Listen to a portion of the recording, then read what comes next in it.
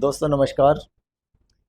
देखिए आज हम बात करने वाले हैं हमारे शरीर। देखिए वैसे तो शरीर के जितने भी अंग हैं हमारे सभी की अपनी उपयोगिता है, सबका अपना महत्व है। लेकिन शरीर का एक अंग ऐसा है कि इसके बिना काम भी नहीं चलता, क्योंकि भगवान ने ये हमारे शरीर में दिया है तो बड़ी उपयोगिता है इसकी। लेकिन बड़ा ही सबसे बड़ा अगर हमें कोई रोगी बनाता है तो वही शरीर का अंग है, और वो है हमारी जीभ। अब जीभ कैसे है? देखिए, ये जीभ ही तो है जो नए नए स्वाद चाहती है, नई नई चीज खाना चाहती है।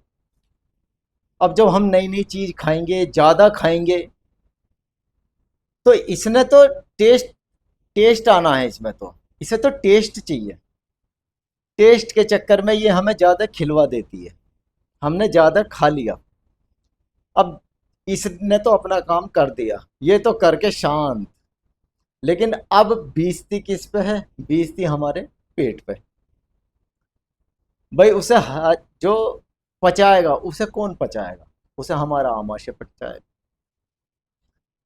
उसकी जैसा कि मैंने हमारी कल एक वीडियो आई थी उसमें मैंने बताया कि उसकी अपनी एक लिमिट है, वो सिग्नल भी देता है।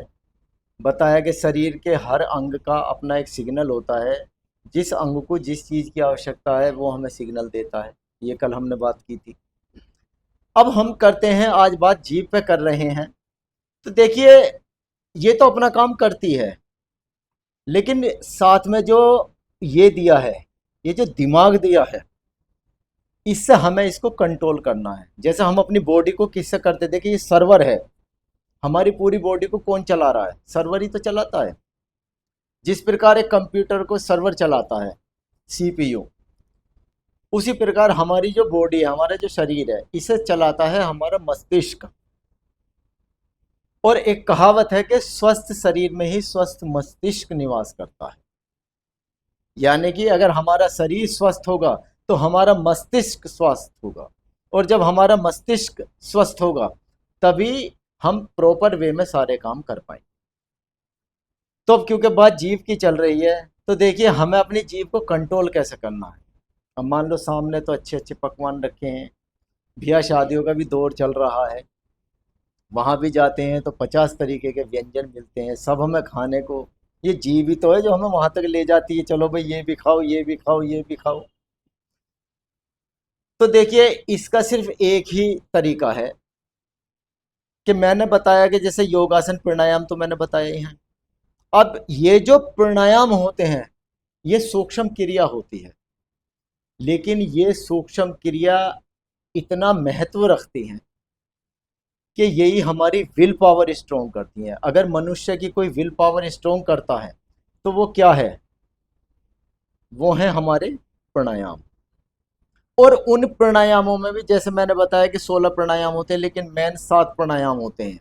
सातों ही अहम हैं, सातों ही हमें नॉर्मली मैंने बताया कि 5-5 मिनट प्राणायाम करते हैं। लेकिन जब हमें अपनी विल पावर बढ़ानी है तो हमें करना क्या है कि कम से कम 10-10 मिनट, 15-15 मिनट हम प्राणायाम करेंगे। और हम इस प्रकार भी कर सकते हैं कि एक दिन केवल प्राणायाम करेंगे, एक दिन योगासन करेंगे, एक दिन प्राणायाम करेंगे, एक दिन योगासन करेंगे। और अगर हम सारे प्राणायाम 7 प्राणायाम नहीं कर रहे तो इनमें 2 प्राणायाम अहम हैं, वो है कपालभाति और अनुलोम विलोम।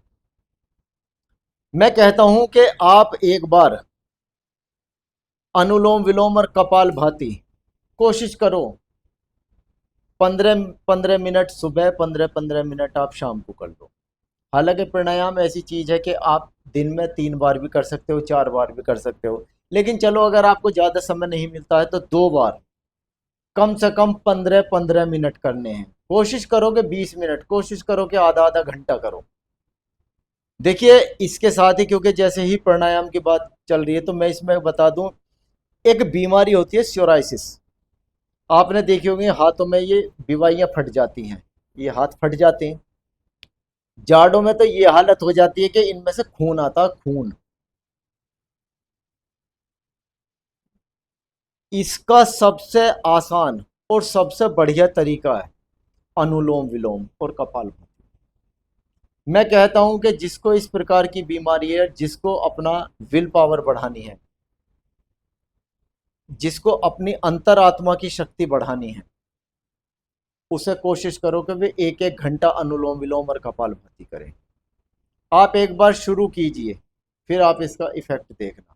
देखिए कुछ चीजें ऐसी हैं कि मैंने बता दी, लेकिन मैं कहता हूं चाहे मैं आप मेरे बताने पे भी विश्वास मत करो, लेकिन करो। जब आप करके देखो, भाई एक गांव देहात में कहावत बोली जाती है कि सांच को क्या आँच, कर लो आसान सी जांच। जो सच्चाई है उसे किसी चीज का भय नहीं है, आप आजमा के देखो। मैं कोशिश ये करूंगा कि आपको जो भी बता रहा हूं तर्कपूर्ण बात ही बताऊंगा, लॉजिकली ही बताऊंगा। बस आजमा के आपको देखना है, आजमाना आपको है। अगर मैं बता रहा हूं तो कोशिश करो। देखिए कोई भी क्रिया है कम से कम 15 दिन लेती है वो इफेक्ट दिखाने में। भाई कोई भी, जैसे शराब की, बीड़ी, गुटखा, सिगरेट, बहुत सारी लतें लग जाती हैं इंसान को। किसी को किसी प्रकार की लत है, किसी को ज़्यादा खाने की लत है, किसी को कुछ है। मतलब मेरा कहने का मतलब ये है कि ये जो हमें आदतें लगती हैं, ये जो हमें गंदी आदतें घेर लेती हैं, ये तब हमें घेरती हैं कि जब हमारी विल पावर कमज़ोर होती है, जब हमारी इच्छा शक्ति कमज़ोर पड़ जाती है, तब ये हमें घेर लेती है। अगर हमारी इच्छा शक्ति मजबूत होगी तो ये बीमारी, ये कोई हमें, जितनी भी ऐसी चीज़ें हैं, जितने भी ये व्यसन हैं, जितनी भी ये बुरी आदतें हैं, ये हमें नहीं घेर पाएंगी, ये हमारे समीप भी नहीं आ पाएंगी। तो नित्य प्रतिदिन आप प्राणायाम बढ़ाइए अपने थोड़े से, और ख़ास तौर से ये दो प्राणायाम। फिर आप अपनी विल पावर देखो, फिर आप जो चाहोगे वो होगा। फिर आपको टेंशन लेने की ज़रूरत नहीं है कि भाई कोई चीज़ मेरे सामने रखी है, मैं इसे खाऊं या नहीं खाऊं। अगर आपकी विल पावर स्ट्रांग है, अगर आपकी इच्छा शक्ति मजबूत है, तो बेशक सामने कुछ भी रखा, कितने भी 70 तरीके के व्यंजन रखें, आप कुछ नहीं खाओगे। आप वही खाओगे जो आपके स्वास्थ्य के लिए अच्छा है। तो इसमें कोई ऐसा वो नहीं है।